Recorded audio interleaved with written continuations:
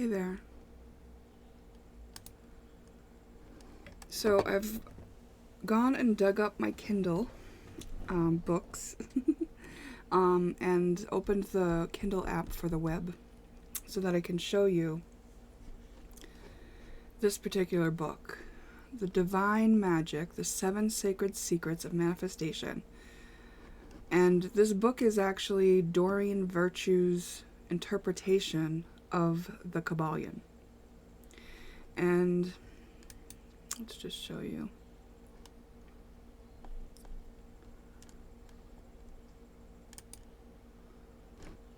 It's called Divine Magic, The 7 Sacred Secrets of Manifestation, a new interpretation of the Hermetic classic alchemical manual, the Kabbalion.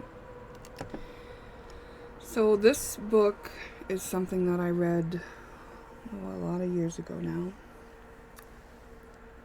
I might have even finished this book like 7 years ago or so. And this book was life-changing because it gave me something to work with. But really what it was doing was reminding me of what I already knew, which is these Hermetic principles, these laws of the universe. And, you know, of course, the first thing you realize when you learn these laws or remember these laws is that a lot of the ways that we live go against these laws, or actually are like self-sabotage. So I'll just show you the cover of the book. Oh, I have the ability to listen to this book apparently. Okay. And then I was going to actually focus in on one of the laws, which is the law that supports the 0 point, the way that I've described how we should, that everything that's true, the opposite is true too, that we can neutralize the energy and get above it. I wanted to show what law that is, but I don't even know which law that is, to be honest. I've just been, utilizing it in its function and in a very practical sense, but I don't even know which one of these that is. So the first thing I did was I was going to set out to find out which one it is. And we would just talk about that one. But the first thing I clicked on was something I want to talk about instead. So maybe we'll just talk about a little bit of here and there about these concepts. The Hermetic principles. So chapter 3, sacred principle number 1, the principle of mentalism.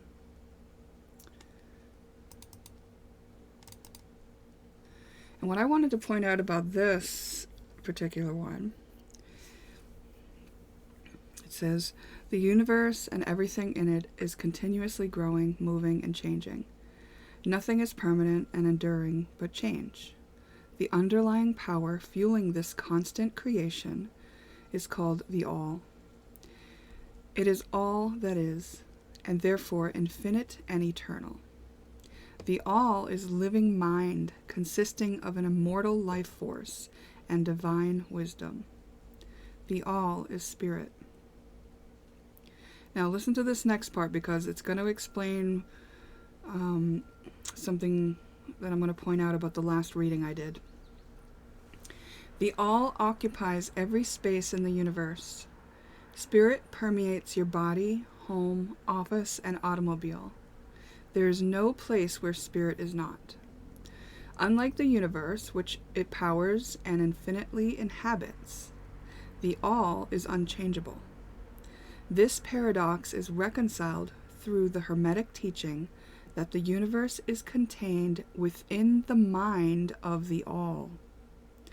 The container, the All, is unchangeable, but what's inside the universe is forever changing.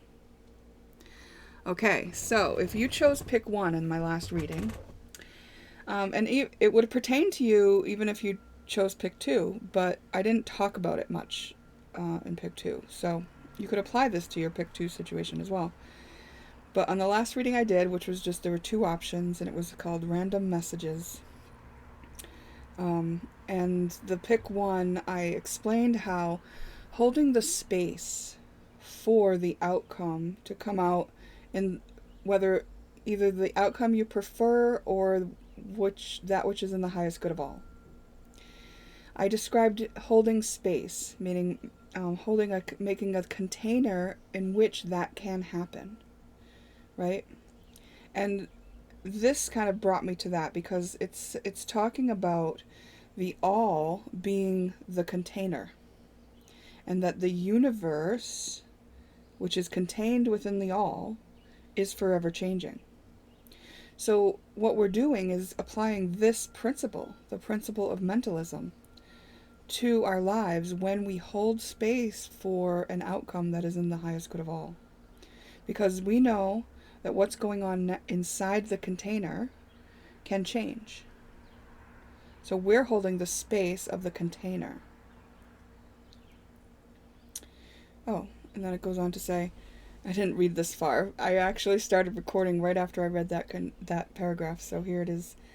Going to go into a little bit more detail about it. In the same way, the contents of your mind are always changing. You can use this principle to change anything in your life. Since you create your own universe with your mind, just like the all creates universe with its mind, you can alter its contents by changing your mind about your desires. Some processes for doing this are outlined in the chapters that follow. So in the example from the reading that I did, posted yesterday, I talked about how I had a nice day at the beach with my kids and how I had that in my mind first. I allowed for that. Like the reality wasn't showing me that. There was a lot of trauma for all of us to heal, and I held the space for us to be in the healed state. In my mind, I allowed it. Now, if I had just focused on how rotten it all was and how scared I was and how victimized I was and how it was just terrible and how unfortunate it was that we all had to live through those terrible things that have scarred us for life. If that was my mind, if that was the space I was creating, if that was what I was filling in the space with, then that is what I would continue to live out. It was because I opened my mind and allowed for another possibility that other possibility was allowed to be lived out. Do you get it? It's like that's how powerful we are as creators. So when you first hear this, I'm not assuming that it's your first time. Maybe you're following along because this interests you and you like knowing that there's another person who's as interested and invested in knowing about it as you. And in that case, welcome too. But if you're just learning about this, one of the things that kind of you have to get right with in your mind is the fact that this isn't how people are doing it. It's like, well, why aren't they doing it this way? And it's because they don't know. This is passed along information to people who are open to it. And it has been very difficult, because some of this information could be misused. So it's just divinely orchestrated on who comes to this information. And people don't need to know this if they have examples of people who are living by it. They could just see it in the way the person is living and understand the importance of it. It's like, you know what I mean? Okay. First, though, the Kabbalion spends 4 chapters laying the foundation for its first principle, the principle of mentalism. It devotes only 1 chapter to each of the remaining 6 principles. That's because the first principle is so vital to understanding and applying the other principles and Hermetics in general. The concept of a mental universe was a very radical concept when this book was first published. Even today, it's a new idea to those unfamiliar with metaphysics. If you've already accepted the premise that everything in your life is thought forms, then you'll find this chapter and the 3 following to be quick reads. Nonetheless, I'd recommend staying present while reading each chapter, as there are some nuggets of wisdom that can help even the most seasoned metaphysician. And that's really why I wanted to revisit this too, because I was like, I know the principles and I've been living by them, but like I don't even know which one's which and what they're called and like, you know what I mean? So I was like drawn to come back to this, and I thought I'd just share the process of it. And I have a yummy, delicious decaf iced coffee with us. Okay. Let's see. Under and back of the universe of time, space, and change is ever to be found the substantial reality, the fundamental truth. That's a quote from the book The Kabbalion, which this book is interpreting. You know, so she's making it very easy to digest it. So then she goes on to say, nothing really is, but everything is becoming and changing. Nothing stands still because everything is being born, growing, and dying. The very instant a thing reaches its height, it begins to decline. The principle of rhythm is in constant operation. There is no reality or substantiality in anything. Nothing is permanent but change. And it's like, why wouldn't we use that to our advantage, right? When I've talked about doing the quantum healing assistance and creating my reality in general, this is what I'm talking about. This is why I know I can do that. All things evolve from other things and resolve into other things as a constant inflow and outflow, creation and destruction. All of these changing things are outward appearances or manifestations of an underlying power that Hermetic masters call the All. The inner nature of the All is unknowable. Only the All can comprehend its own nature and being. All right, I think I'm going to skip ahead, but let's see. There are certain truths connected with the existence of the All. That which is the fundamental truth, the substantial reality, is beyond true naming, but wise men call it the All in its essence. The All is unknowable, but the report of reason must be hospitably received and treated with respect. It's like, it's asking, I think it's kind of saying, like, you don't question this part because this is like the thing that you could never understand, right? Because you're part of the creation of the All. So to try to get bigger than the All, I don't think that's going to work out. I mean, you can't deny that there's a universe here. You can't deny that the way things come to being is through creation, and therefore this universe was created, right? So it goes on to say, the All must be all there really is. Nothing could exist outside of the All, or else the All would not be the All. Okay? 2. The All must be infinite, for nothing could define, confine, bound, limit, or restrict the All. It must be infinite in time or eternal. The All must have always and continuously existed, but there is nothing else that could have created it. Something cannot evolve from nothing. If the All had ever not been, even for a moment, it would not be now. Let's skip over to number 3. The All must be immutable and unchangeable, since there is no force outside of it to effect changes. It cannot be added to, nor subtracted from, increased or diminished, nor become greater or lesser. It must have always been and must always remain just what is now, which is the All.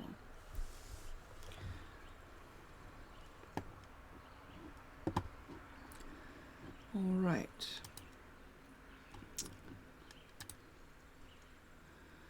Chapter 4, the mental universe. The Kabbalion thoroughly examines the nature of the universe using Hermes, as above, so below. Deductive reasoning. Hermetic teaches that if you understand one plane of existence, you can understand all other planes.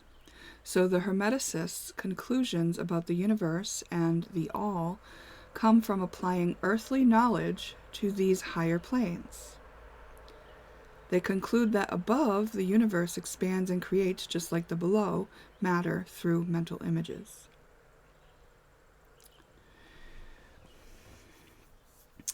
You create your own universe with the mental images that you hold. Right? You've heard me talk about this as a holographic output of your energy inside. A principle that the Kybalion has much to say and teaches about in the following chapters.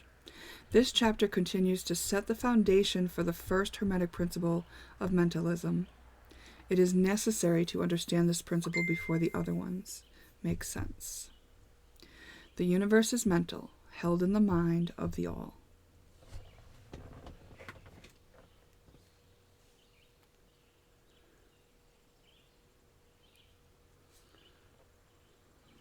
Oh, I just had a change of plans, so I can't really pause you very easily because I'm doing a screen record, so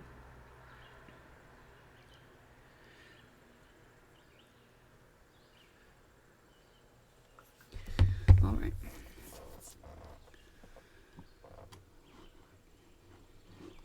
Let's go to another chapter. The Divine Paradox. This chapter discusses the paradox that matter is illusory and real simultaneously. The trick is to enjoy the material world without losing yourself in its illusions. The Kybalion says the divine paradox is that while the universe is not, still it is. There's a difference between absolute truth and relative truth. Only the Creator knows the absolute truth of the universe. Relative truth is the human understanding that matter exists because we can touch, smell, see, hear, and taste it. Relative truth is based upon our human experiences, without the whole knowledge of absolute truth behind it. We experience material objects as being solid. However, electronic microscopes show that seemingly solid objects are really composed of vibrating atoms which are contained within and fueled by the all.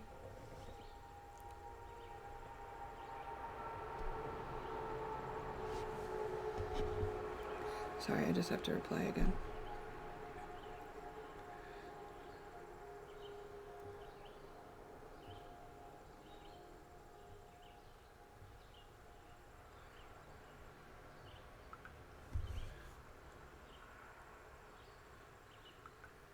Okay.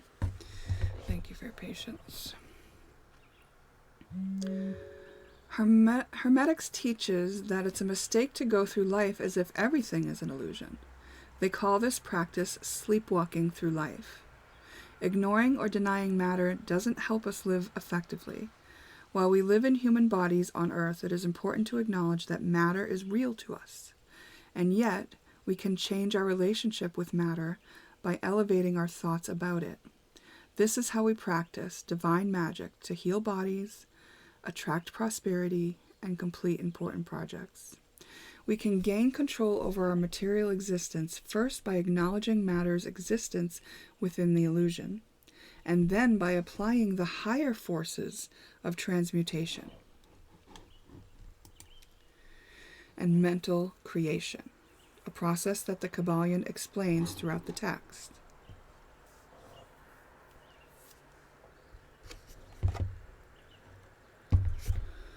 Okay.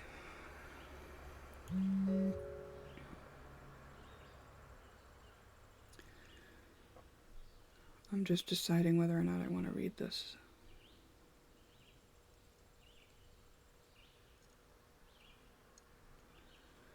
All right, let's read it. I think we can understand. I was wondering if I should just skip to the translation of it, but it seems like we could understand this. Okay, so we're starting here. The half-wise, recognizing the comparative unreality of the universe, imagine that they may defy its laws. Such are vain and presumptuous fools. and they are broken against the rocks, and torn asunder by the elements by reason of their folly. The truly wise, knowing the nature of the universe, use law against laws, the higher against the lower, and by the art of alchemy transmute that which is undesirable into that which is worthy, and thus triumph. Mastery consists not in abnormal dreams, visions, and fantastic imaginings or living, but in using the higher forces against the lower, escaping the pains of the lower planes by vibrating on the higher. Transmutation, not presumptuous denial, is the weapon of the master. A quote from the Kabbalion. Okay.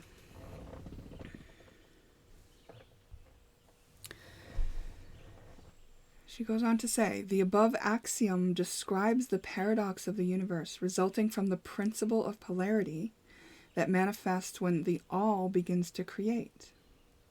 The infinite all sees the universe and everything within it as a dream within a state of meditation. Yet, to our finite awareness, the universe must be treated as real and lived with an understanding of the higher truth. If humans act and live as if the universe is only a dream, then they're like sleepwalkers stumbling through life and making no progress. They're forced awake when the natural laws, which they try to ignore, bruise them. Keep your mind ever on the star, but let your eyes watch over your footsteps to avoid falling should your focus be too far upward. See, that's that balance. The fact is that you are on Earth now, and you must deal with its nature and laws. You can, however, enjoy your life if you work with the mental laws, which are higher than the material laws. What Hermeticists know as the law of paradox is an aspect of the principle of polarity. Hermetic writings are filled with references to paradoxes in life. Hermetic teachers constantly encourage their students to consider the other side of any question. So here we are, right? We encourage you to study and grasp the divine paradox of the absolute and relative to avoid entanglement in the mire of the half-truth. So what you prefer is a half-truth, right? You want it to go this way, and it could go that way, and you don't know that one is better than the other. So if you were to just look at what you wanted, that's a half-truth, you know? Now, recently I was talking to somebody. They're in a situation where they're trying to achieve a goal, and it's been something that they've had a lot of resistance to being successful in, and we just know that by the fact that they haven't reached the level of success that they want yet. And we've done readings on it and been shown that it is there. It's there. The only thing that is stopping this person from achieving their success is their focus. Their focus is tied up in some like inferiority and insecurity and fears of lack. And what I tried to share with this person, and I'm not sure that they quite could get there because they were so invested in their truth, their understanding, right? Which is, according to this law of the universe, a half-truth. What I tried to share was the other half of the truth. And they were very reluctant, and maybe, after our conversation was over and in their own time and comfortable space, maybe they were able to contemplate it more. But what I was trying to share with this person was like, can you be okay with not being successful in the way that you want and not achieving the goal? And can you be okay with not having the ability or the skills, and not having this be a fruitful endeavor for yourself? Can you go there and be okay with all the feelings that brings up, so that is now open as another part of the truth? And it was basically because there was so much resistance in the want for this thing to become into her reality, that she was holding it back by basically just not being willing to feel what it would feel like to not have it. And she doesn't have it now. So those feelings are relevant now. You know? Okay, so let's go on. We'll read more. You may instinctually protest the idea that the universe is a mental creation of the all, and therefore an illusion. So, consider both the absolute and relative points of view. Absolute truth is defined as things as the mind of God knows them. The absolute truth is that the forever changing universe is an illusion when it's compared to the forever unchangeable all. Anything that has a beginning and an ending must be, in a sense, unreal and untrue. And the universe comes under this category. From the absolute point of view, there is nothing real except the all. Now, let's consider relative truth, or over here, which is defined as things as the highest reasoning of humans can understand. So while the universe is unreal and illusionary, to the finite minds viewing it through mortal senses, the universe is very real. We must consider the experience of the human senses because we are humans. We are not the all. If you kick a rock, for example, it doesn't matter that science has proven that the rock isn't solid. Your foot feels the impact with the rock. Of course, your foot is matter just like the rock and brain. If you were to dream about the rock, your mental image of it would seem very real. Because we live with the illusionary universe, it seems very real to us. To know it otherwise, we must be the all itself. Only when the all finally withdraws us into itself will the illusion actually vanish. So we're experiencing these things through these human bodies which allow us these senses. This is like our part to experience. This is our, I don't want to say job, but like this is our role. Our role is to be experiencers of these things, perceivers of these things. These aren't the only things, right? And these things are just here for us to experience.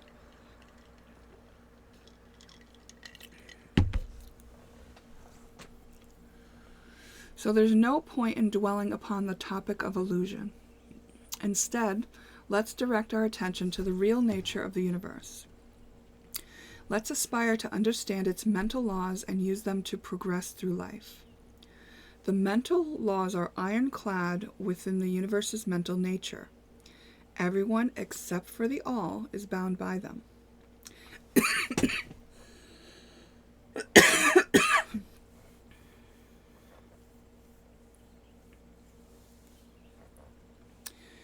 As long as we live on the material earth plane, matter is real to us. Matter isn't less real to us just because we understand the scientific truth about atoms or the Hermetic teachings about the mental nature of the universe. We can control matter by applying higher forces. This is better than pretending that matter doesn't exist. The laws of nature are constant and we can't escape them. We can, however, overcome the laws by applying higher ones. Okay, let's see if I can skip ahead here.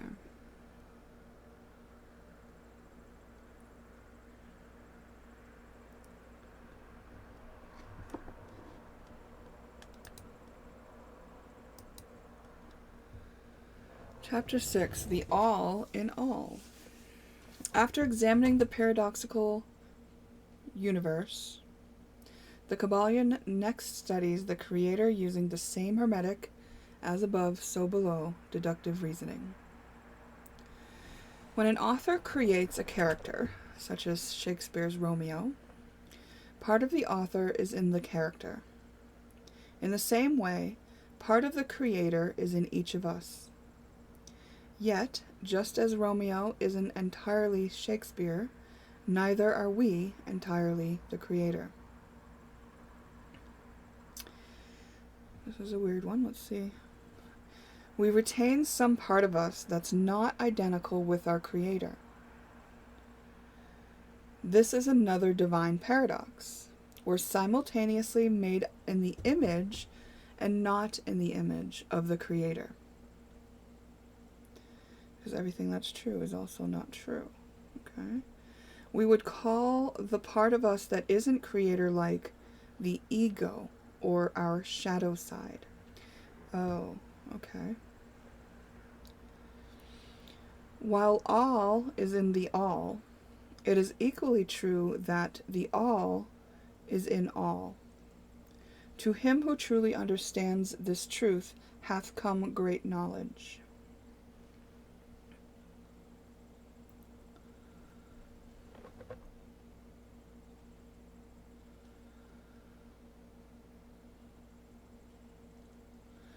We have given you the Hermetic teaching regarding the mental nature of the universe, the truth that the universe is mental, held in the mind of the all. Now let's examine the above quote from the Kabbalion. All is in the all. It is equally true that the all is in all. This apparently contradictory statement is reconcilable under the law of paradox. Even more, it's an exact Hermetic statement of the relationship between the all and its mental universe. The all is omnipresent through every particle of the universe. It's much like a character in a novel. While reading the novel, the character seems to have a life force of its own, yet the character also carries the essence of the author. In fact, the character's entire life and reality comes from the mental images of the author. The characters Othello and Hamlet existed merely in the mind of Shakespeare at the time of their conception and creation, and yet Shakespeare also existed within each of these characters, giving them their vitality, spirit, and action. Whose is the spirit of these characters? Is it Shakespeare, or do these characters have a personal spirit, independent of their creator? Do they have reality on their own, or do they represent the spiritual and mental power of their author? I mean, I just want to stop here and just say my thoughts that are coming, because as I'm trying to digest this, I'm thinking well, once they're created, they can't be unaffected by anything else or anyone else that's observing them. So other people's observations might be what gives them their own stuff, but other people are also created by the all. But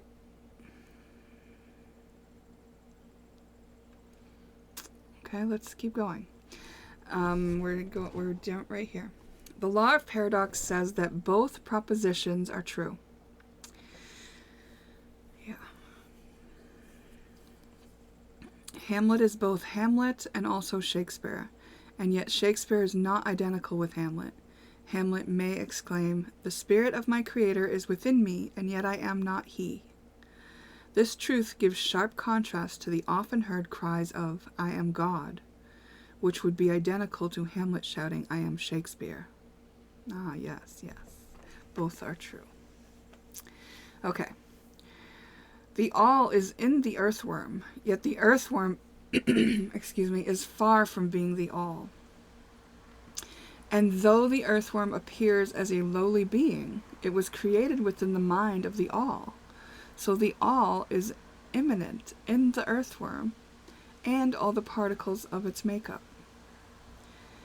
Even these illustrations are inadequate, since they are creations of our finite minds, which the universe is a creation of infinite mind. The difference between the two poles separates them, yet it is merely a matter of degree, as the principle of correspondence reminds us, as above, so below, as below, so above. To the degree that you realize the existence of spirit within your being, you will rise in the spiritual scale of life. This is what spiritual development means. There are many planes of existence in the universe, with the lowest being dense matter and the upper being the spirit of the all. Everything is moving upward along this scale of life. All progress is a return to home. And if you did,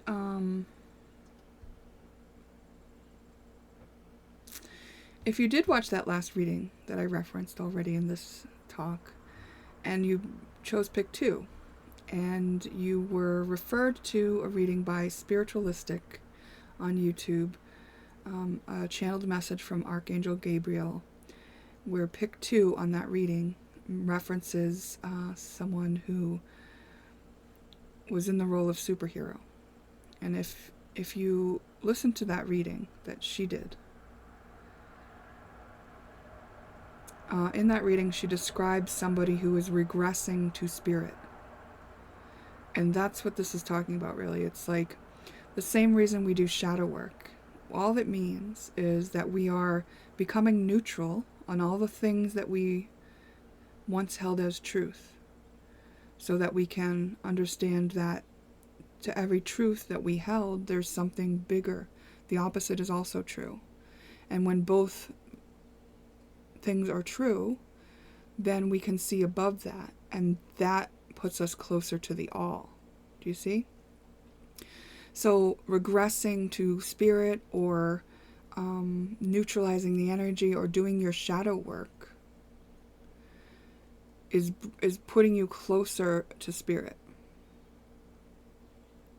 That's all it is. So, like, after being here on Earth for years and years, and you know, we've created ancestral lines.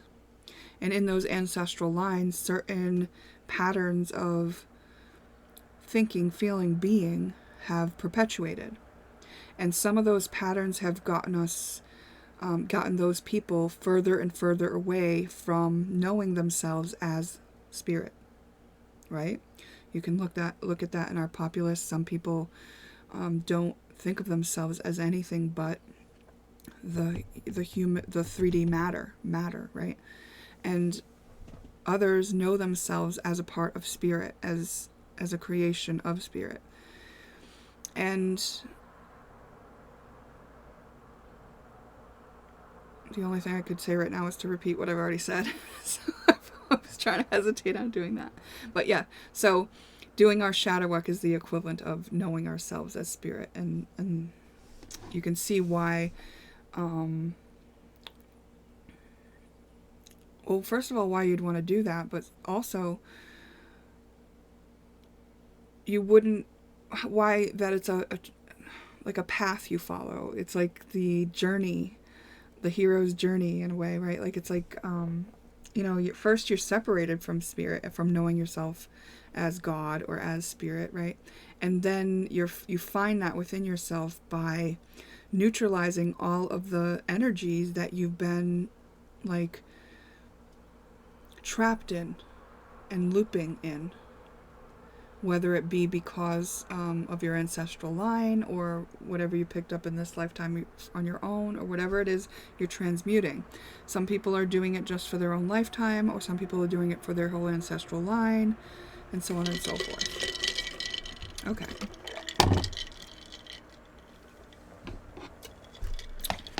Oh, this next sentence is very powerful, because remember, this is going to apply to us too.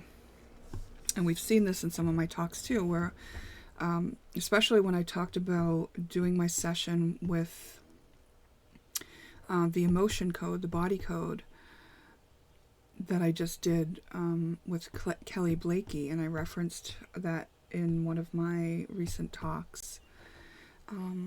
But she uses intention, you know, because our intention is a key ingredient to whatever it is we're doing. So let's read about that. It starts right here. The all creates by projecting its will with the intention of becoming. This projection of the all's will then slows its vibration so that matter is created. This process is called involution, in which the all becomes involved or wrapped up in its creation. This is the analogous. This is the analogous to artists who forget their own existence while creating. Ah, yes, they're in the flow state. The artists temporarily live within and through their creations, and therefore transfer their life force to their artwork. Yes, when you are in this state where you're losing track of time, right? Time exists on this 3D plane of Earth. When you lose track of time, then you're in that space of creation. And you're infusing your creation with what you are and who you are. And this is how, if you followed me for a long time, then you may know that I was selling crystal jewelry at some point, and I would include a quartz bead on the jewelry that I made, because quartz can be downloaded. And I would download my intentions into the jewelry. Okay. And I would do that by being in the flow state first. I'm not saying that I created the crystals, but I created the jewelry and put my intention, use my intention to infuse that crystal, the quartz, which easily downloads information and holds it and amplifies it, into that jewelry. So if you do happen to own one of those pieces of jewelry that I made back in the day, then you may not know that I periodically send out love to those who have purchased those and those who own those. And I send blessings on a periodic basis to the people who have purchased my jewelry so that they feel love from that jewelry. Okay. Now, someone who was very low vibrating and didn't know themselves as God and was very, very separated through programming, which made them feel like they were left behind or victimized or forgotten, they might be very averted to that jewelry because of the loving vibration that comes from it, you know? Okay.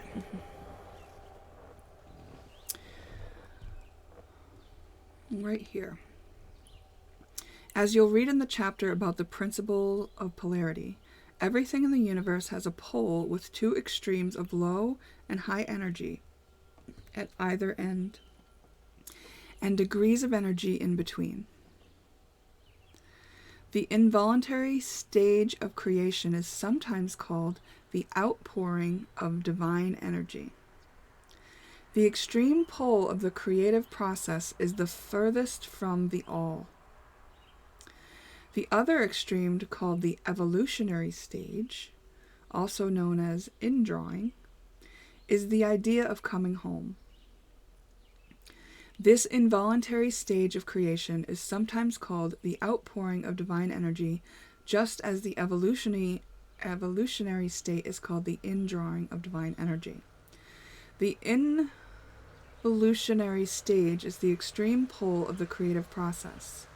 It's considered to be the furthest removed from the all, while the beginning of the evolutionary stage is the closest.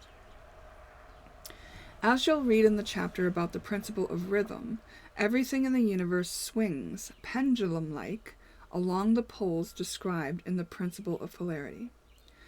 During the all's outpouring of divine energy, the vibrations become subsequently lower until finally the momentum ceases. This is the beginning of the return, pendulum, swing to the evolutionary end of the creative pole. So just hold these premises in your mind, and let's see if we can make them more clear by reading on. This is fascinating. Excuse me. Okay. During the outpouring stage, the all's creative forces manifest as a compact whole. Then, during the evolutionary or indrawing stage, the creations become individualized.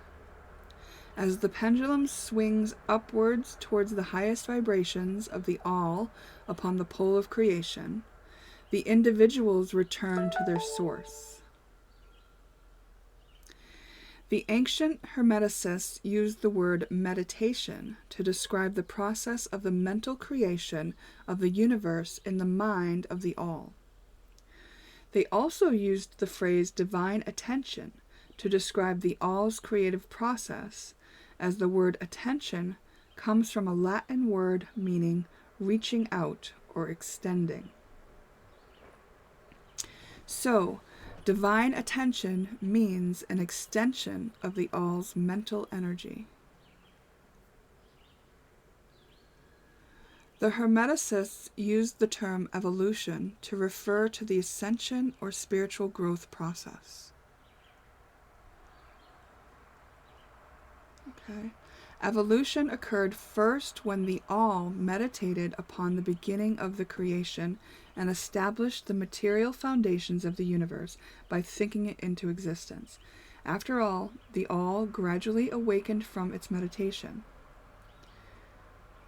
Like a sleeping man slowly moving from a reclining to a standing position, the universe responded to the all's awakening by moving to higher energy vibrations. Eventually, the spirit of each soul is infinitely expanded, and the creator and the created are merged. Creation and evolution takes eons of earthly time, with each eon consisting of millions of years, yet the universe's entire cycle of involution and evolution happened in the blink of an eye from the all's perspective. That just made me smile. This illustration of the meditation and subsequent awakening from meditation of the all is only an attempt of the teachers to describe the infinite process by a finite example. And yet, as below, so above, the difference is merely in degree. And just as the all arouses itself from the meditation upon the universe,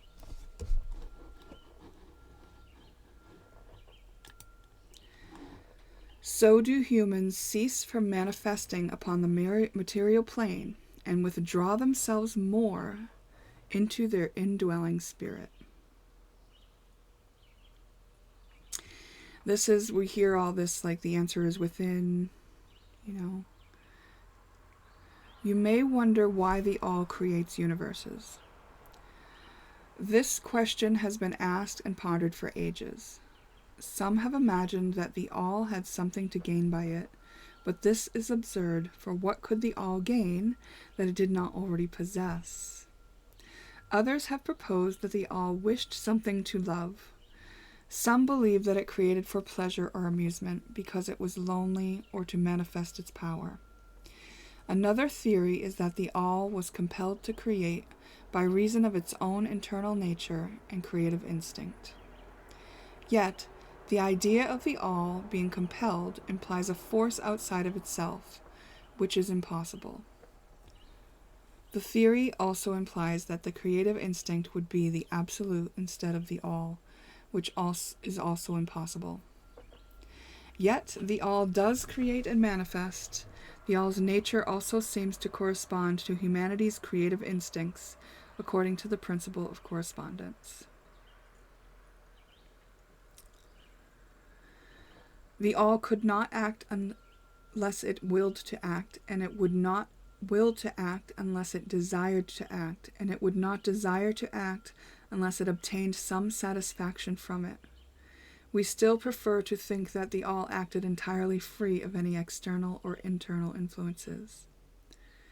There cannot be a reason for the all to act, for a reason implies that there's a cause.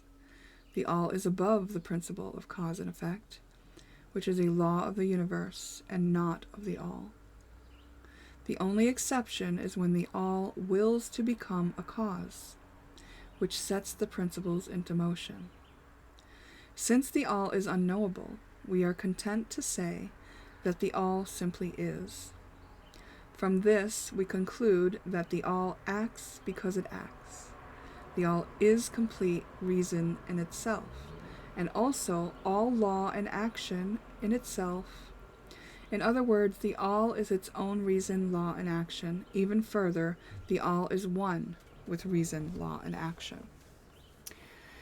And I think that this is something that, like, if as above, so below, we being below, would maybe experience something along these lines when we just be.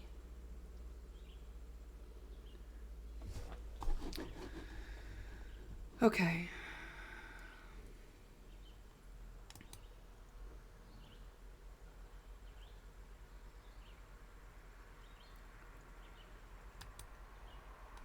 Chapter 7, Sacred Principle number 2, the Principle of Correspondence.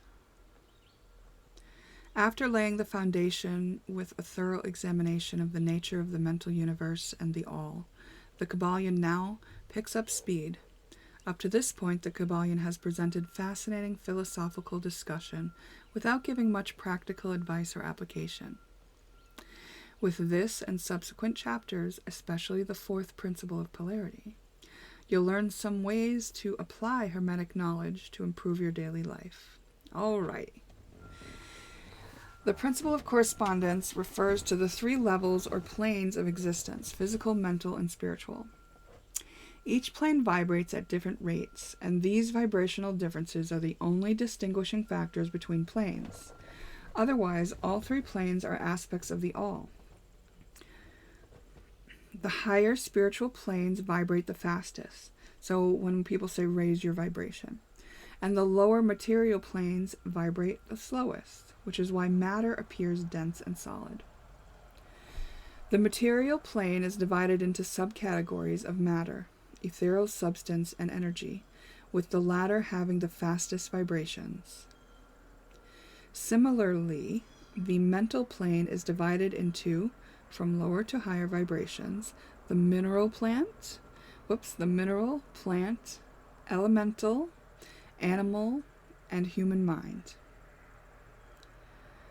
The mineral mind is the thought force within the mineral kingdom. The plant mind is the intelligence within plants. Okay. As above, so below. I'm starting right here.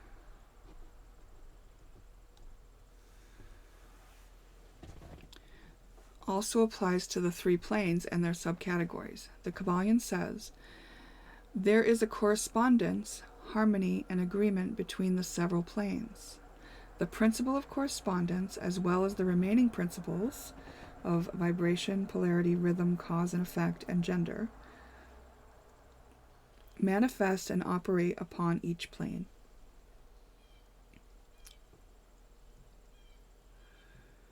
Okay.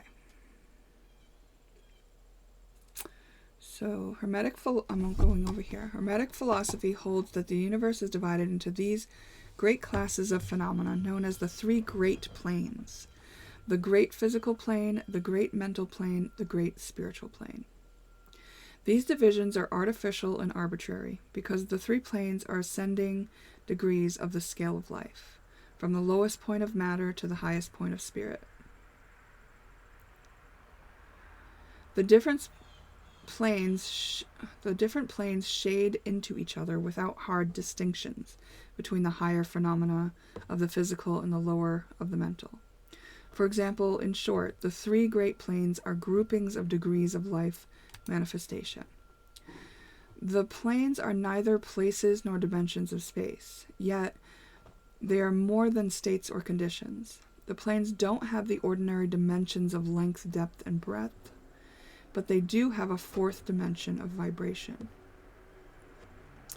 The universe is in constant motion at different vibrational rhythms, speeds, rates, and directions. So the only variable separating the one plane from another is its vibration. The higher vibrational rate, the higher the plane. Other than the vibrational differences, all of the planes are fundamentally the same as creations of the all existing within the infinite mind. Each of the three great planes are subdivided into 7 minor planes, which are also subdivided into 7 subplanes. All these divisions are arbitrary since they blend into each other. The divisions are mostly for convenience of study and thought. Okay. It goes into more detail of the physical plane. I'm going to skip over this part. And then it goes into more detail of the mental plane.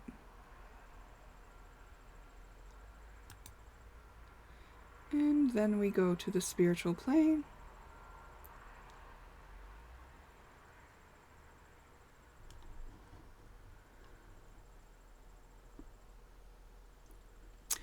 I'm going to start here. This plane, the spiritual plane. This plane encompasses beings whose life, mind, and form vibrate at the highest rates. Humans who have reached the level of adept or avatar are at the lowest subdivision of this plane. Above them are the angels, archangels, ascended masters, and deities. Right? So if you identify an earth angel or are as an earth angel, you know, what you've done is you've lowered your vibration enough to be a human. You see? Okay. These unseen divinities and angelic helpers extend their influence freely and powerfully in the process of evolution and cosmic process. They also intervene and assist in human affairs. Yet, even the highest of these advanced beings is still a creation existing in the mind of the all and still subject to universal laws. In that sense, they are still mortal because they belong to the universe and are subject to its conditions. Interesting.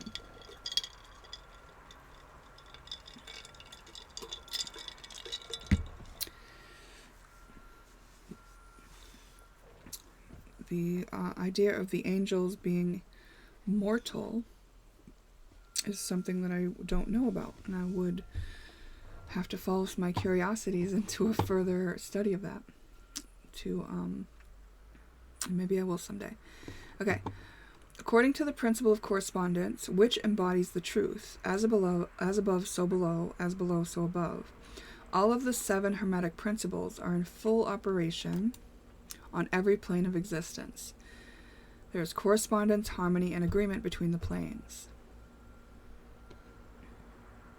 Okay. Chapter 8, Sacred Principle number 3, the principle of vibration.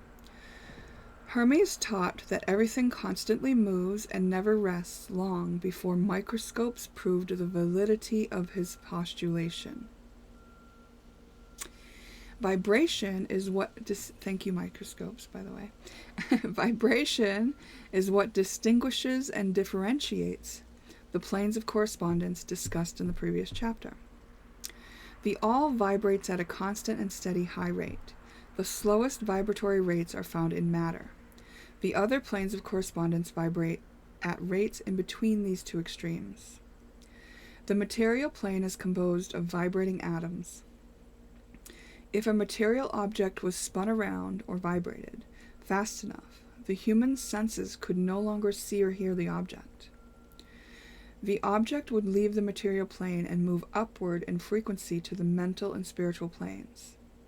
Now, I'm going to stop here because there are people, who can vibrate themselves really high, get into a meditation, and then just like go out in public and people just don't see them. I know this sounds weird, but it's true. Like, if you've ever vibrated yourself really, really high and like wanted to go invisible, it can be done. And you'll have to do your own experiment, to prove that to yourself. Okay.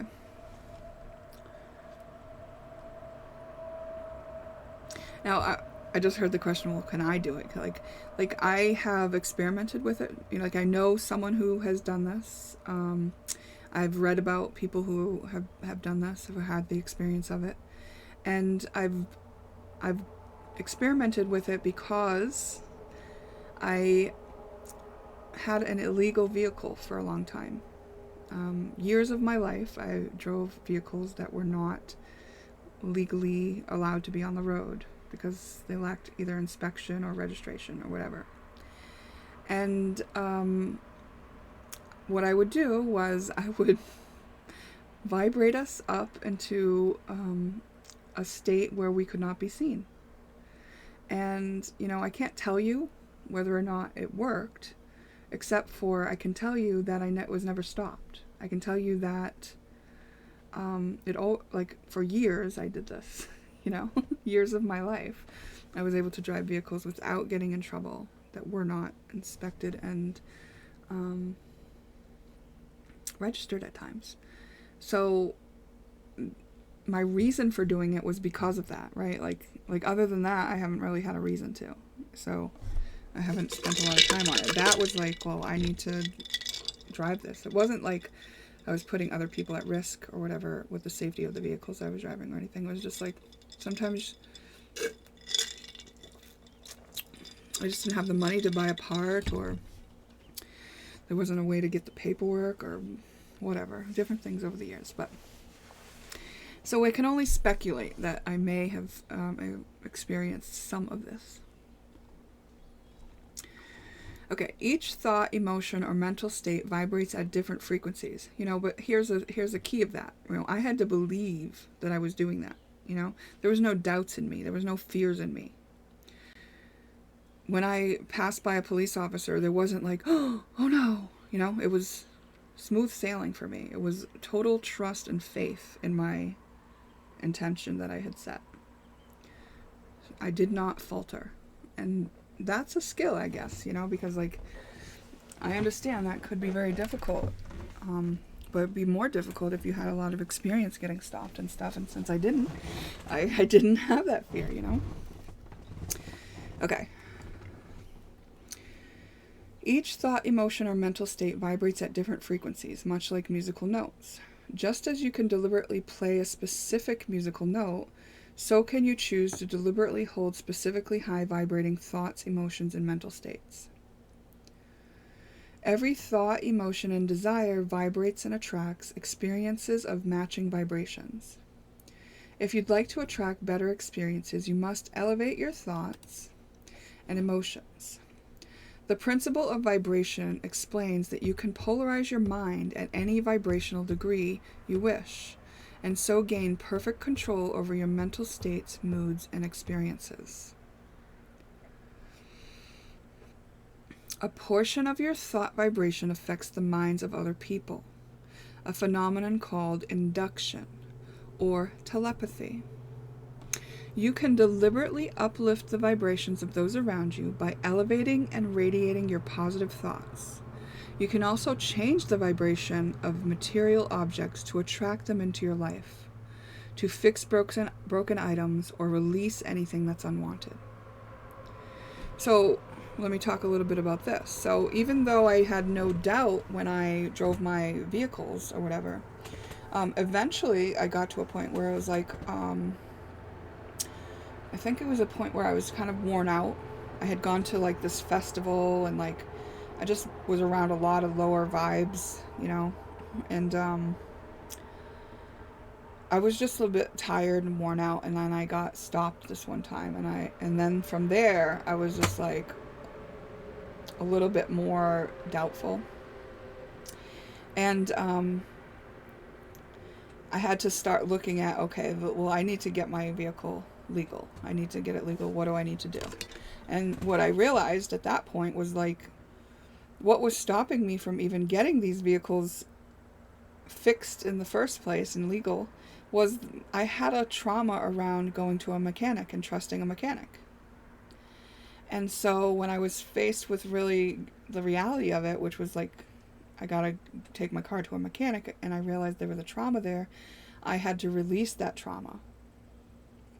And so this is saying, like, attract them into your life to fix broken items, to release anything that's unwanted. I used my mind, right? I changed the way that I was vibrating about getting my vehicle fixed.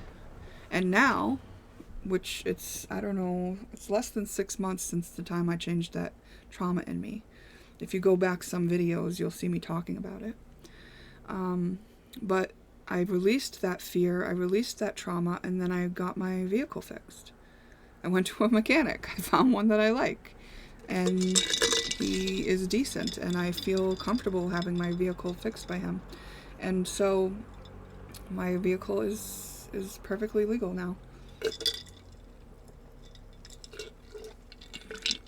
And again, it goes to that reading that I talked about where I fixed it in my mind first. You know? I held the possibility that it could be that I would find a mechanic that was trustworthy, that I wouldn't have to worry. And that's what I did. And I feel so blessed and so thankful. And I really, really, really appreciate my mechanic. Like, you know, like he doesn't know all the trouble that I went to in my mind to get to him. But he was an answer to my prayers. Okay, so other ways I've used this is this, like, say you lose your keys and you're like going around everywhere and you're like, I lost my keys. It's like, well, you're gonna have a lot harder time finding your keys if you're vibrating the understanding that you've lost them. Can you switch that vibration to, my keys are somewhere and I'll find them? I'm just looking for my keys, you know? I will find my keys. I know they're here somewhere. You know, just that subtle change allows you to live a reality that you'd prefer. Okay. So if you lost your keys and they're right in front of you, but you are vibrating that you've lost them, you know, maybe the keys are going to be invisible to you because you're not allowing it in your reality as something that you are able to find, you know? Okay, let's start right here. Those who study and practice the principle of vibration are using a higher law than physical laws, thereby seeming to defy gravity and time and space to accomplish miracles. The Kabbalion says, he who understands the principle of vibration has grasped the scepter of power. Nothing rests, everything moves, everything vibrates. A quote by the Kabbalion. Let's go over here. The third Hermetic principle, the principle of vibration, embodies the truth that motion is manifest in everything in the universe. Nothing is at rest, everything moves, vibrates, and circles. So we've learned that our intention, which is a part of our mind, making up our mind, is on a higher plane than the material, right?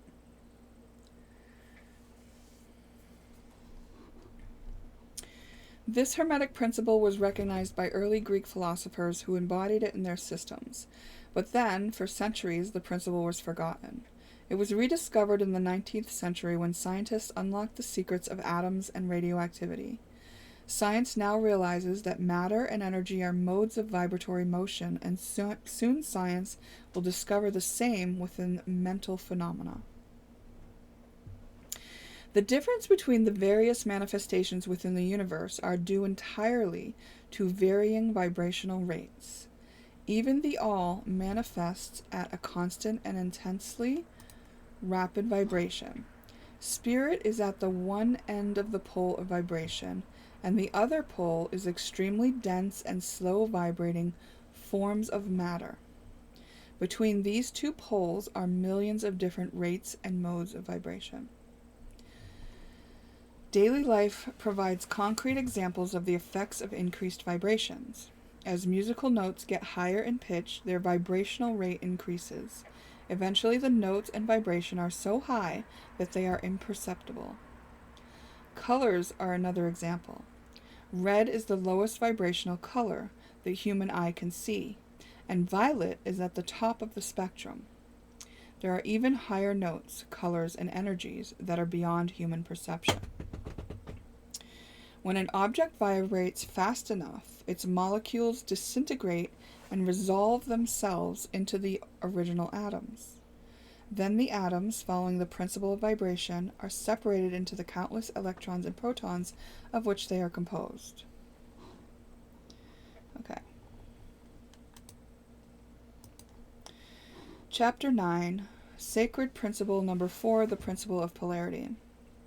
The principle of polarity could also be called the principle of practicality, since it offers a profoundly practical tool for living, manifesting, healing, and practicing divine magic.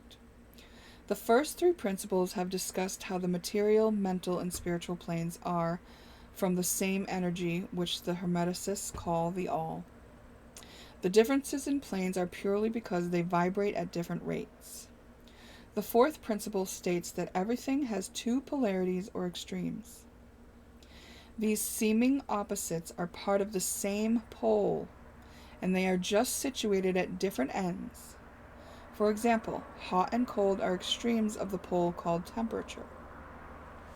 The Kabbalion says, the difference between things diametrically opposed to each other is merely a matter of degree. In between the two polarities of hot and cold are countless degrees of warmth and coolness. It's the same way with every apparent opposite. Hard and soft, noisy and quiet, light and dark, good and bad, love and fear. When you find one thing, you'll also find the potential for its opposite. So when I say we're balancing out the energy and creating 0 point, we are recognizing that. That's all we're doing, is recognizing both things. The principle of polarity empowers you to transmute an undesirable situation to the other end of the pole and manifest a desirable situation. If something undesirable is present in your life, it means that its opposite is also present. You see, when you create the space for that thing by acknowledging it, accepting that it's there, you are automatically allowing the other. Now, we know that our emotions can snag us, and that's why we have added that step of being present with any emotions. Okay, so let's read right here. This principle works by lifting your mental vibrations to a higher level to banish the undesirable and attract the desirable. Let's use the example of money. One end of the money pole is prosperity, where you have as much money as you could possibly desire. Poor is at the other end, where there isn't enough money to meet your needs. In between these two extremes are countless financial situations in between poverty and prosperity. If you worry about money or complain that you don't have enough, your thoughts are toward the poverty end of the pole. Consequently, that's what you'll attract. So if you think about the ancestral lines that have been passed down to you, you know, the way to think about money is often one of those things that's passed down. Even if you don't seem to have money right now, you can use the principle of polarity to improve your financial situation. Imagine a lever sliding up and down the money pole. To attract more money, you just adjust your vibration upward by visualizing that the lever is at the highest possible location on the pole. Since this pole is in your mind, it's your creation. Therefore, it's your personal money pole. Even if you're worried about money, you can mentally will the lever to move up higher, right? Because money is dense matter, and you're using your mind, which is on a higher plane. That visualization can immediately attract windfalls of prosperity, provided that you monitor the lever's position to ensure that it stays at the upper end of the pole. If you have difficulty imagining prosperity, then mentally push the lever on the money's pole to the highest position that you can imagine manifesting in reality, right? So don't push it up off to the extreme end if that feels bad to you, right? Because there's all kinds of limiting beliefs around money. And if you have ever heard of Christy Marie Sheldon, then you might already know this, but she does these great releases of money blocks. She's identified 27 common money blocks. that most people have. So releasing them from your mind are going to help you with this kind of manifesting. Okay? If you have difficulty imagining prosperity, then mentally push it to, okay. There's no point in asking you to visualize something that you can't accept as a real possibility. Yet, any improvement in elevating your level up the money pole will have a positive effect on your finances. This is true even if you can only imagine pushing your lever up one notch above its current position. Keep monitoring the money pole and push the lever up. Okay. Of course, you can also imagine, I'm skipping down to here. Of course, you can also imagine a pole that controls your beliefs about money and other life areas. Keep your levers high atop these poles to release old limiting beliefs about money, love, and such, right? Because love is another thing that people have a lot of limitation in their beliefs about, or fears, or whatever. So maybe like the connection lever, right? Like imagine a lever where connection is at one side and then isolation is at the other side. And if you want to, allow better connections into your life, push that lever up. Okay, so everything that you desire has a pole assigned to it, whether it's health, a happy marriage, inner peace, or any other topic. Imagine this whole series of poles with sliding levers. All right. So I'm just going to skip ahead here for a minute. I think we get that concept. Chapter 10, Sacred Principle number 5, the Principle of Rhythm. The principle of rhythm ties together the principles of correspondence, vibration, and polarity. This principle states that everything moves pendulum-like up and down the poles discussed in the previous chapter. The cycle of life illustrates these rhythms with birth, life, death, rebirth. Ocean tides and seasons are other examples. The Hermeticists say that the principle of rhythm explains changes in moods, feelings, and experiences.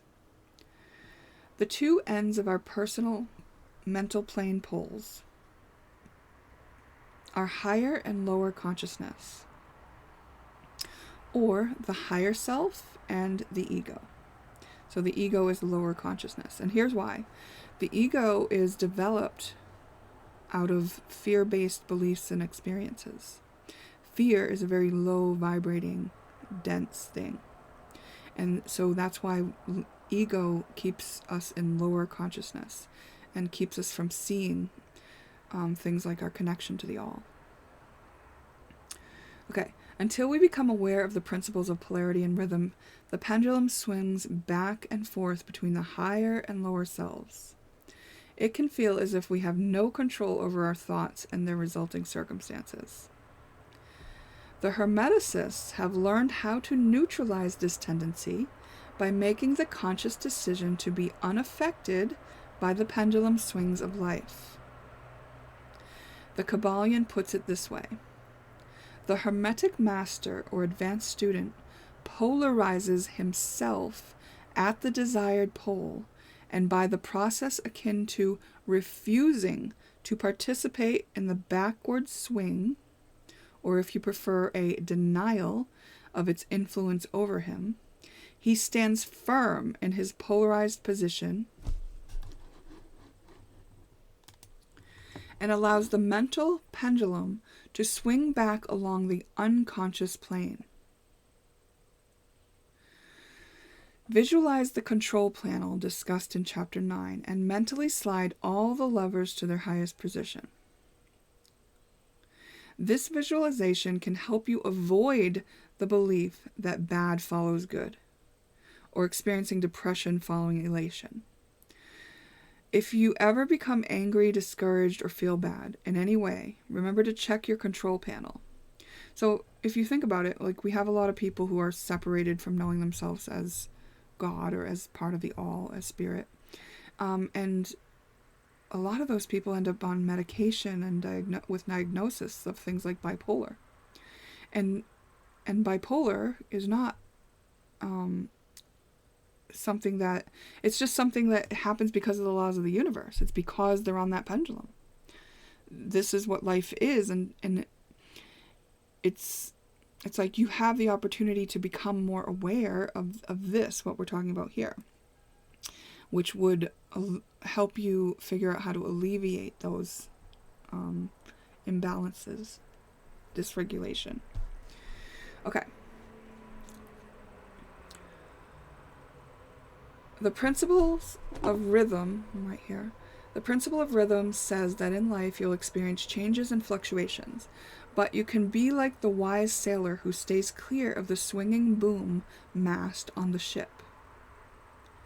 You don't have to be affected by life's ups and downs if you'll just keep your mental control panel levers in their high position continuously.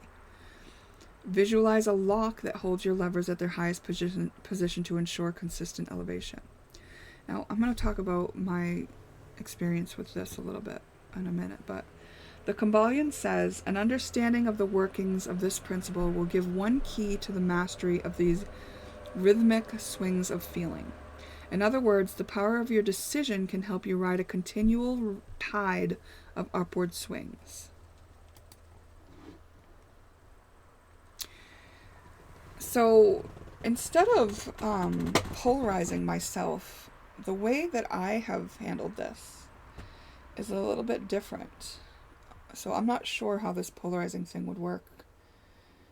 I do think that I'd stay above it. So maybe I'm just using different understanding or words to describe what I'm doing, and it just sounds like it's something different. Maybe it is what this is saying, but basically what I do is because I've transcended all these, emotions from my past, which were trauma and lower density and all this, there's already a space in me for those to pass through if they need to.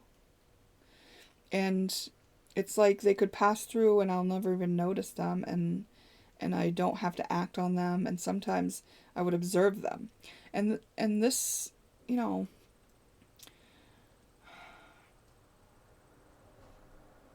yeah, it's like those things, if I'm gonna, for instance, I don't have anything pulling at me addictions wise, right? But I was with somebody the other day who does suffer from addictions, and they were not using at that moment or anything that they're addicted to. So they usually drink alcohol, and they weren't drinking alcohol around me, but I could feel their longing for a drink. I could feel it in my body, and I was like, well, this is weird. I haven't felt something like this. And it didn't feel so strong that it was going to take over me or anything. It was just I felt it the same way I would see a tree when I was driving by. It was like, oh, that's a tree. It was like, oh, there's a little urge for a drink. And I just noticed it and let it go. Just like I would notice the tree I was driving by on my drive and let it go, right? It's like if I had driven by that tree and I kept thinking about that tree over and over again, and I just thought, oh, wow, that tree. I just gotta keep remembering that tree. Then that tree would become a lot bigger of a energy in my life, and I would amplify, my understanding or my wanting or whatever about that tree. So it's the same thing with feeling whatever that's coming off somebody else now. It's just oh, there's that. Now I know what they're experiencing, and I'm not focused on it. I immediately then remain as the space that can overcome that, because I have overcome that. So let's read on. Maybe it'll click in more about how this is working for me compared to what they're saying here. And maybe it's worth trying what she's saying here too. Maybe I will do an experiment. The great fifth Hermetic principle, the principle of rhythm, embodies the truth that everything moves in measured motion. This could also be described as a to and from movement, a flow and inflow, a swing forward and backward, a pendulum-like movement, a tide-like ebb and flow, and a high tide and a low tide. This steady movement occurs along the poles within the physical, mental, and spiritual planes. The principle of rhythm is closely connected with the principle of polarity described in the preceding chapter. Rhythm swings between the two poles established by the principle of polarity. This does not mean, however, that the pendulum of rhythm swings to the extreme poles. This rarely happens. In fact, it's difficult to establish the extreme polar opposites in the majority of cases. But the swing forever goes toward the direction of the pole's extremes if it never reaches them. So maybe what has happened is my pendulum's just barely swinging, right? There's always an action and a reaction, an advance and a retreat. Yeah, because I'm not making an action that would cause it to react, right? And a rising and sinking manifested in all of the planes of the universe. Suns, worlds, men, animals, plants, minerals, forces, energy, mind, matter, and even spirit manifest this principle. Rhythm manifests in the creation and destruction of worlds, in the rise and fall of nations, in the life history of all things, and in the mental states of humans. So if we were to put our levers all up at the top, that's the cause. And then the effect would then be to live at the highest of these. So looks like it's worth another experiment. I'm sure I experimented when I first read this book like 7 years ago or so, but I think it looks like it's worth another one. Because I know you can only go as high as you've been low. So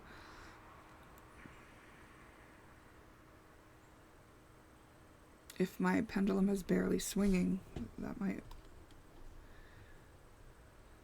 not be great. Okay. I don't know if that's true. These are just speculations. I'm trying to make sense of this law, okay?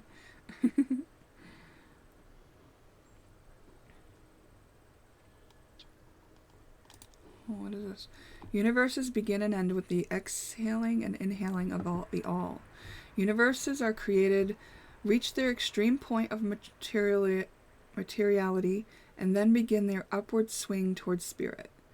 Suns spring into being, achieve their height of power, and the process of retrogression begins. After eons, they become dead masses of matter awaiting another impulse to spark their inner energies into activity to begin a new solar life cycle. Oh, here we're going to talk about neutralization here. Let's do this. There were two general planes of consciousness, the lower and the higher. You can rise to the higher plane and escape the swing of the rhythmic pendulum on the lower plane. You can do this with the law of neutralization, which means having a conscious awareness of the principle of rhythm's effect upon your mental states. Without this conscious awareness, you are subject to the pendulum swings of mental states and moods without knowing why. Oh, so it's just being aware is what's making it not really affect me. The law of neutralization is akin to rising above a thing and letting it pass beneath you. You polarize yourself at the desired pole and then refuse to participate in the backward swing. This helps you stay stable and be unaffected as the mental pendulum swings back along the unconscious plane. I feel like that was a repeat of something we already read. But all individuals who have attained any degree of self-mastery accomplish this, more or less unknowingly. Oh. Oh. That explains why I didn't know.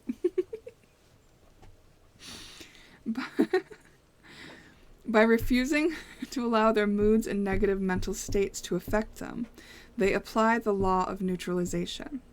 The master, however, carries this to a much higher degree of proficiency. Through the use of will, the master attains a steady degree of poise and mental centeredness, without being swung backward and forward by the mental pendulum of moods and feelings. Oh. Well, maybe not. My pendulum not swinging much is okay. You too can attain this through practice and commitment. If you've been a creature of moods, feelings, and emotion in the past, you can alter this course and have mastery of yourself. Consider how much these swings of rhythm have affected your life and how your enthusiasms have been invariably followed by feelings of depression. Likewise, your periods of courage were likely succeeded by equal moods of fear. Perhaps you never suspected that your feelings rose and fell like tides according to natural law. An understanding of the workings of this principle can give you mastery over these rhythmic swings of feeling. This enables you to know yourself better and avoid being carried away by inflows and outflows. The will is superior to the conscious manifestation of this principle.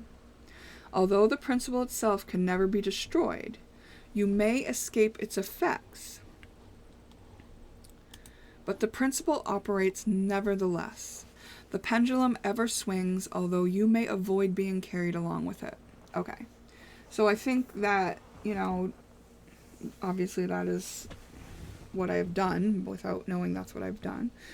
And that I did that by doing shadow work, but also when I looked at human design, I found out that, yes, I'm a projector, but I'm also a projector with an emotional authority. And I also have the left incarnation cross of uncertainty. So the left incarnation cross of uncertainty is the channel that I have completed in my energy body, right? Like, what this means is that that I can see from a different perspective. Okay, so how am I going to explain this? I can feel every way there is to feel about everything. And that's because of that channel.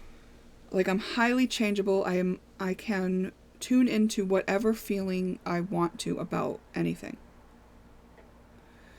And you can see how that would add an added piece of confusion when it comes to getting to know myself and navigating life and knowing what to trust or not, right? That's okay, because I figured it out. But because of that, because I knew that my feelings were subject to change so easily, before I knew that, it was kind of like I would make a decision and then like 2 days later I'd be like, oh, I feel a totally different way now, And so I started to getting shy about making my decisions. But then what I realized was, no, if I just wait and let myself feel all the ways to feel, which will take about 3 days, then I can make my decision knowing which one is right for me, right? Because it just lets me have an added piece of information about something, like whatever it is that I'm looking at and feeling about. Okay, so that, knowing that about myself, right? Knowing that I was going to automatically flow through all these different ways to feel made me conscious of it and made me know not to indulge in and like get all overwhelmed about any which way there was to feel.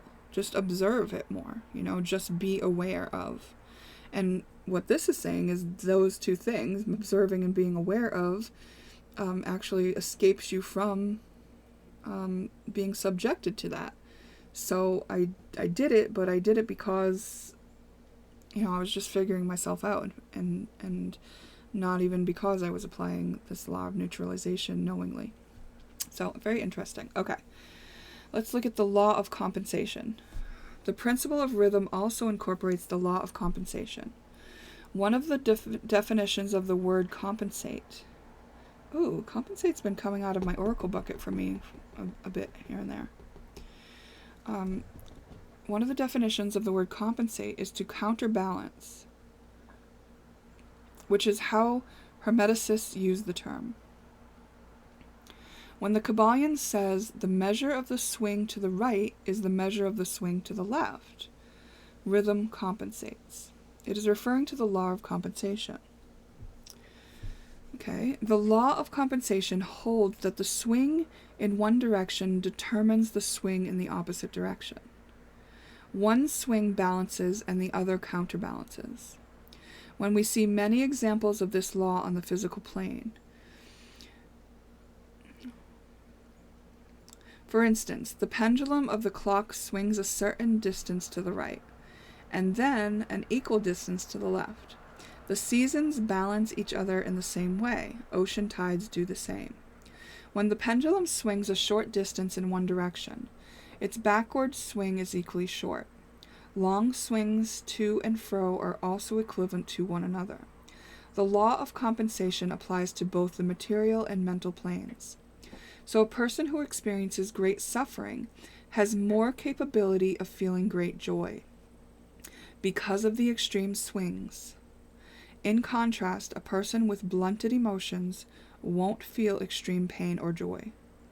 The capacity for pain and pleasure is balanced within each individual.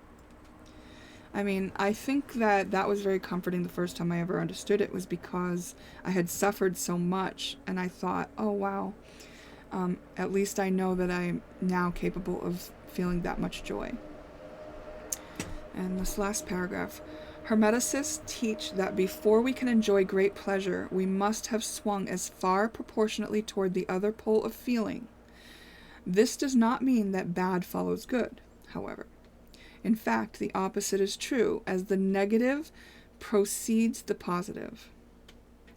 Pleasure is the rhythmic swing that compensates for pain previously experienced in this life or past lives. This throws a new light on the problem of pain. It is entirely possible, as many have done, to escape the rhythmic swing toward pain and by the process of neutralization previously described. So neutralization is the same as creating 0 point. By consciously rising to the higher mental plane, right, because the planes, the higher ones can trump the lower ones, much of the experience that comes from the lower plane is avoided and escaped. This will require commitment and practice on your part, but the results are well worth any effort involved. And I would have to say, yeah, because my life now compared to what I was experiencing before when I was subject to that rhythm, it's night and day.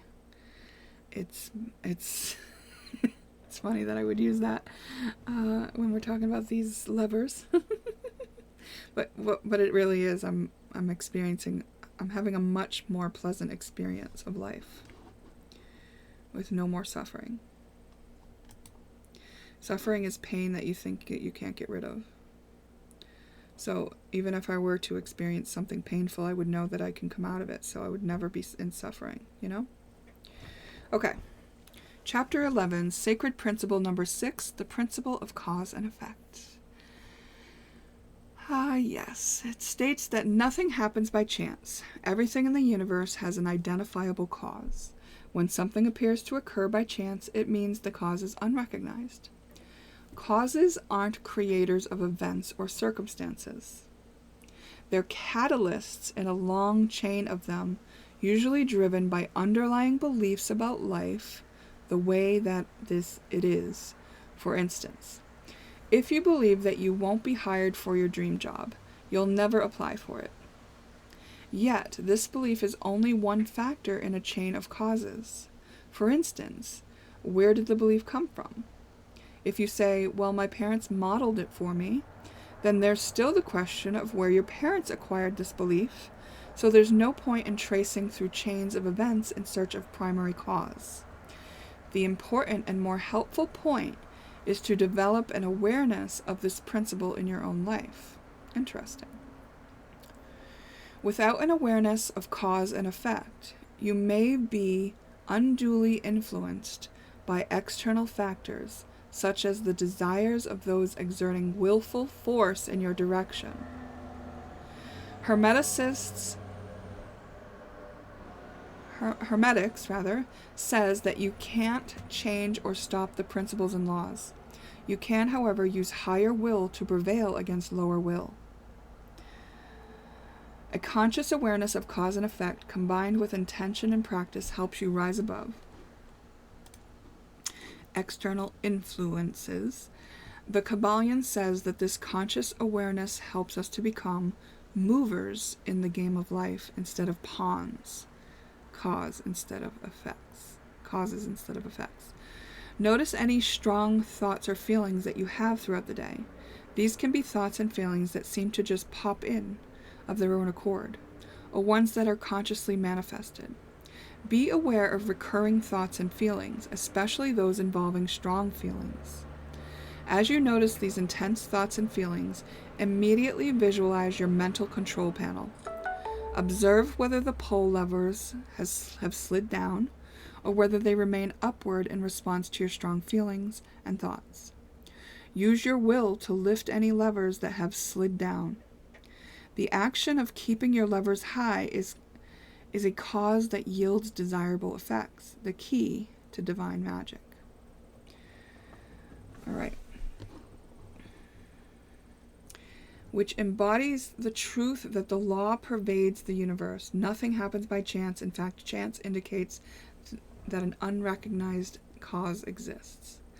The principles of cause and effect underlies all scientific thought and was enunciated by Hermetic teachers in the earliest days.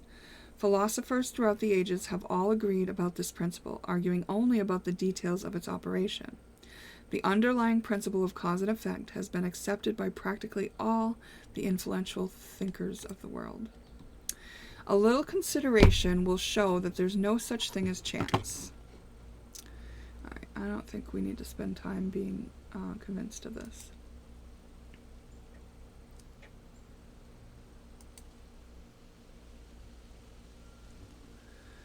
All right. Too many people are carried along like the falling stone, obedient to environment, outside influences, and internal moods, and the desires and wills of others stronger than themselves. Moved like the pawns on the checkerboard of life, they play their parts and are laid aside after the game is over. But those who have learned self-mastery understand the rules of the game. They rise above the plane of material life and place themselves in touch with higher powers of their nature. They determine their own moods, energy levels, and polarities, as well as the environment surrounding them. They become movers in the game instead of pawns, causes instead of effects. These masters don't escape the causation of the higher planes. They simply work with the higher laws and so master circumstances on the lower plane. They form a conscious part of the law instead of being its blind instrument. While they serve on the higher planes, they rule on the material plane. On the higher and lower planes, the law is always in operation. There is no such thing as chance. Everything is governed by the universal law. The infinite number of laws are manifestations of the one great law, the law which is the all. No sparrow drops unnoticed in the mind of the all. Even the hairs on our head are numbered. There is nothing outside of law and nothing that happens contrary to it. And yet we are not blind slaves to these laws.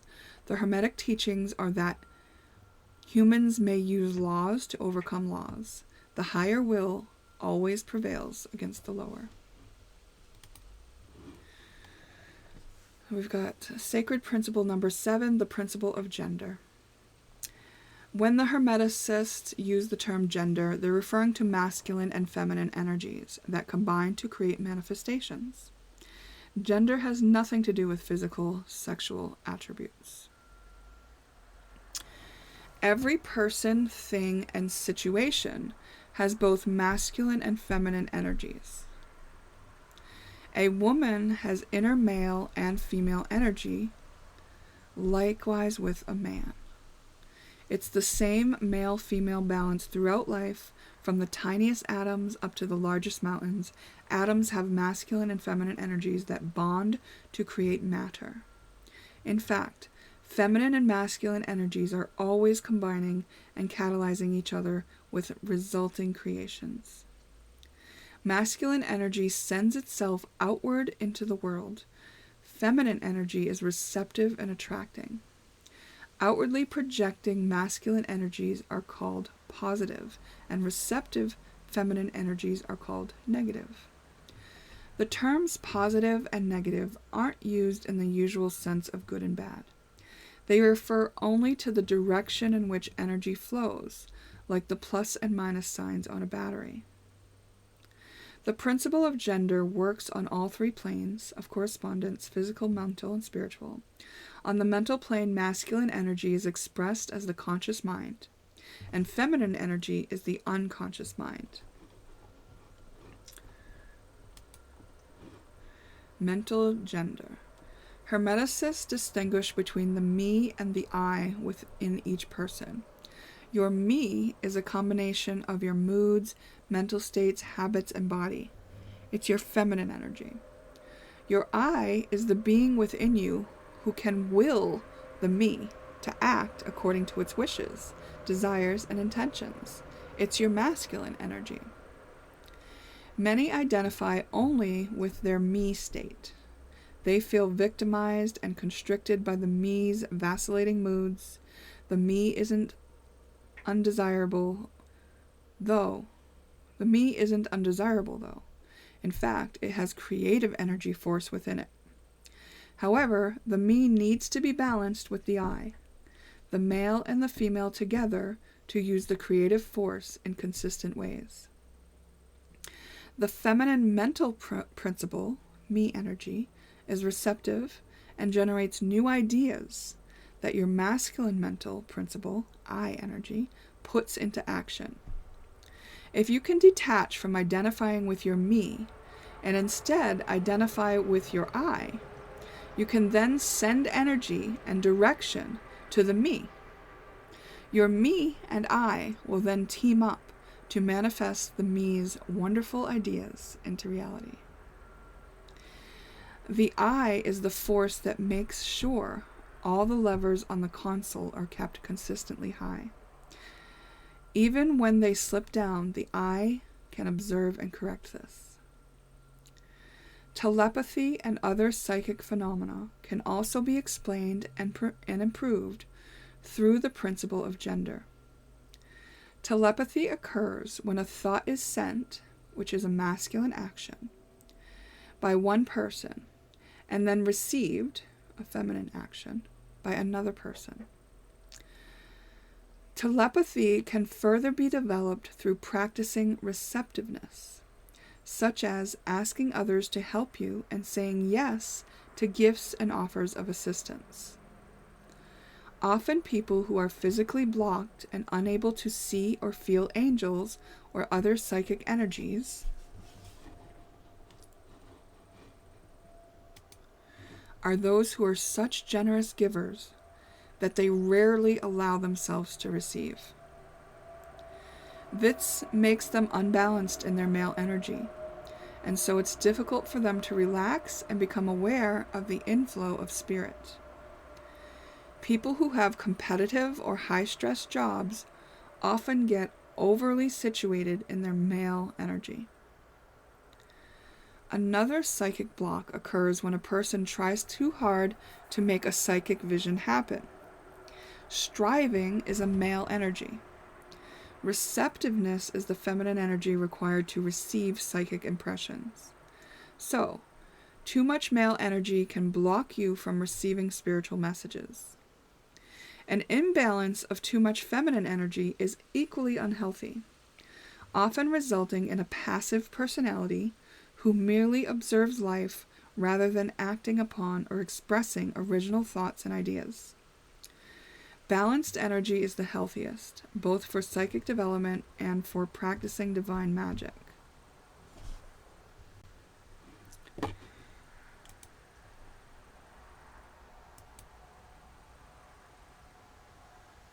Let's look here. The principle of gender and the mental plane. Let us now consider the operation of the principle on the mental plane, where many interesting features await examination. Psychologists speak about the dual mind, which they label as the conscious and the unconscious. These seemingly new theories have been discussed in Hermetics since ancient times. Dual mind theories also correspond to the principle of gender. The masculine principle of mind corresponds to the conscious mind, and the feminine principle of mind corresponds to the unconscious mind. So, as an example of how I've gotten to where I am, I've used this law or this understanding, by making my I, my masculine, watch my feminine. My I is set up in myself to watch my me. And that's how I became so self-aware, and how I unlocked a lot of my shadows and released myself and put myself into a more neutral space on some of the fears and limiting things that I was living under as far as fears go. All right. To get a deeper sense of this teaching, turn your attention inward upon the self dwelling within you. Your consciousness reports the existence of this self to you with I am. Feelings, thoughts, and phrases. I am this, I am that. Focus a little while longer, and you'll realize this I am can be separated into two distinct parts. While these two parts work in unison, they may nevertheless be separated in consciousness. While at first there seems to be only an I existing, a more careful examination reveals that there is both an I and a me. These mental twins differ in their characteristics, and an examination of this phenomenon will illuminate many of the problems of mental influence. Let us begin with a consideration of me, which is usually mistaken for the I. Until you press the inquiry further into the recesses of consciousness, your me consists of your feelings, knowledge, tastes, likes, dislikes, habits, and characteristics, which make up your personality. This is the self known to yourself and others. The me's emotions and feelings change and are subject to the principles of rhythm and polarity, which manifests at one extreme of feeling to another. Some mistakenly believe that their me consists solely of their body and physical appetites.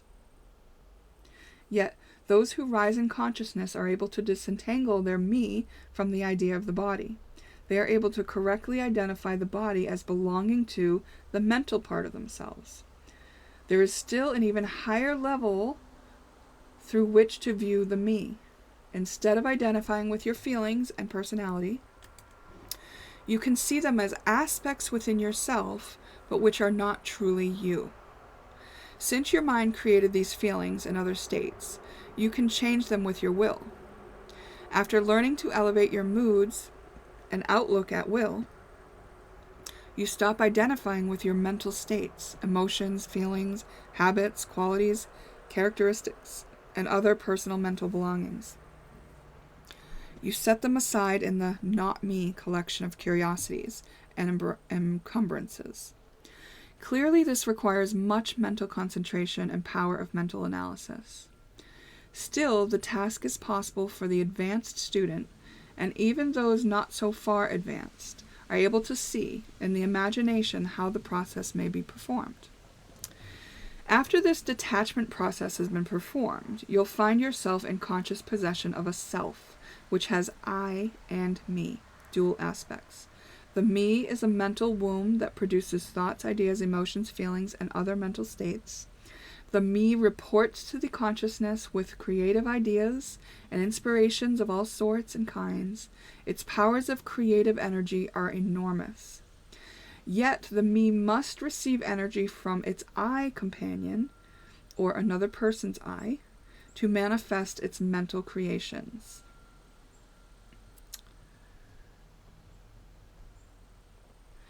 There's an aspect of you that can will your me to act in certain ways. This same aspect also stands aside and witnesses your mental creations. This aspect is called your I. It is that part of you which you can rest your mind, as the I isn't involved in constantly creating ideas like the me. The I helps the me put the ideas into motion by sending her supportive energy. The I wills the me's ideas into manifestation. The I represents the masculine principle of mental gender, and the me represents the female principle. The I is the human aspect of being, while the me is the aspect of becoming. Your masculine and feminine mental principles, co-creations, are the same process used when the mind of the all creates universes. The two illustrations are similar in kind, although vastly different in degree, according to the principle of correspondence, as above, so below, as below, so above.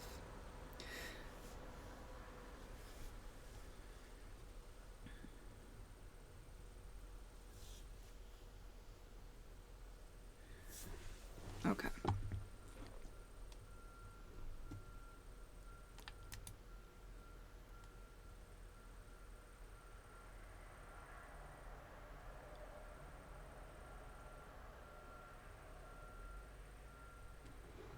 I want to start here. The strong men and women of the world manifest the masculine principle of will, and their strength depends on materially upon this fact. Instead of living upon the impressions made upon their minds by others, they dominate their own minds by their will. They obtain desirable mental images and have the option of influencing the minds of others. Strong people implant their seed thoughts into the minds of the masses of people, causing them to think thoughts in accordance with the desires and wills of the strong individuals. Too many people are sheep-like creatures, never originating an idea of their own, nor using their own powers of mental activity. If they would generate their masculine principle, they could escape the herd and be their own shepherds. So, we see a lot of mimic in our culture, right? Like trends. Trends is a perfect example of mimic. It's like one person does it, it looks interesting, and then a bunch of people are doing it. And to me, like, just as an observer of that, it's like, I wouldn't say that I'm like never interested in a trend, you know, because sometimes I think, oh, that's interesting, you know, might be fun. I'm never like, I'd only participate in it as an experiment or something like that. It's more likely that I would twist it to my own, you know, I would let it inspire me to something that's more original to me. But in general, most trends really turn me off. Most times when I see a large number of people all doing the same thing, I'm just thinking like, oh, another mimic program. Oh, look at that mimic program running wild. You know? Because I know this, right? I just know that it's such I don't want to say a waste, because I know there's a reason for it, right? But like, it really is wasteful of the energy that could be put towards people's own individuality and creativity. You know? It's like they're robbing themselves in a way in some cases, but not always, because sometimes that experience is needed to inspire them to something else, you know?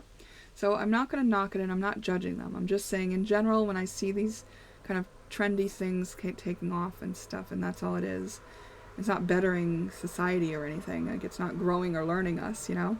I just think, you know? Alright, so the manifestation of mental gender may be noticed all around in us every day.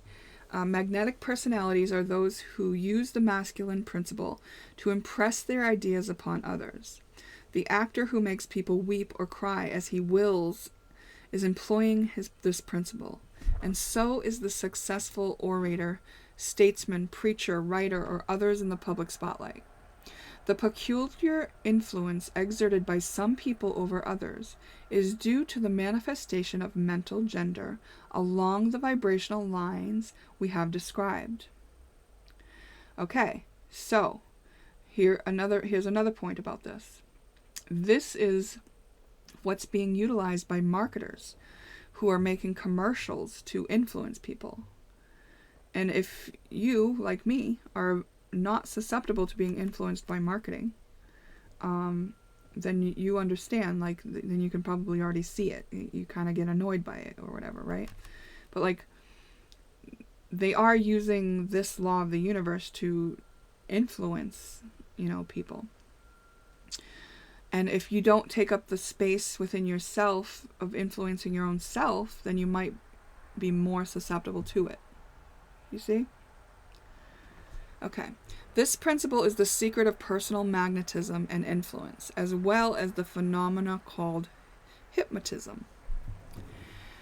The energizing of the feminine principle by the vibratory energy of the masculine principle is in accordance with the universal laws of nature. The very creation of the universe follows the same principle of gender, along with all creative manifestations upon the spiritual, mental, and physical planes, as above, so below. As below, so above. When the principle of mental gender is once grasped and understood, the varied psychological and psychic phenomena are understandable. The principle works in practice because it's based upon the universal laws of life. With the aid of the Kabbalion, you may approach any occult library anew. These principles from the ancient Egypt illuminate many topics previously considered mysteries. That is the purpose of this book. We do not come expounding a new philosophy, but rather furnishing the outlines of the great old world teachings, which will clarify the teachings of others. May these teachings serve as a great reconciler of differing theories and opposing doctrines. Ultimately, they are all the same, as the principle of polarity has reminded us. Okay, guys. Wow, we outlined that whole book. I know it took quite a bit, like an hour or so. I think we've been at this. But I'm glad to kind of look at this book again, and I'll probably, on my own, I might even read it. I might even read a book, guys. But just to give credit fully, this is Doreen Virtue's book. And I'm reading it on Kindle. You know what I thought was interesting? I was like going in my Kindle library, like trying to find this book, and I found that, because I guess these are in the order that I downloaded them. I found the emotion code book back here.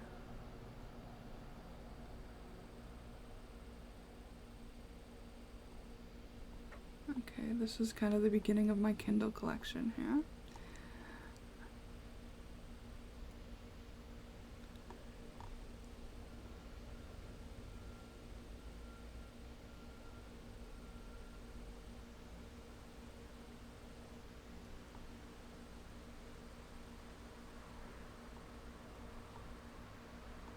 Where is it? Where is it?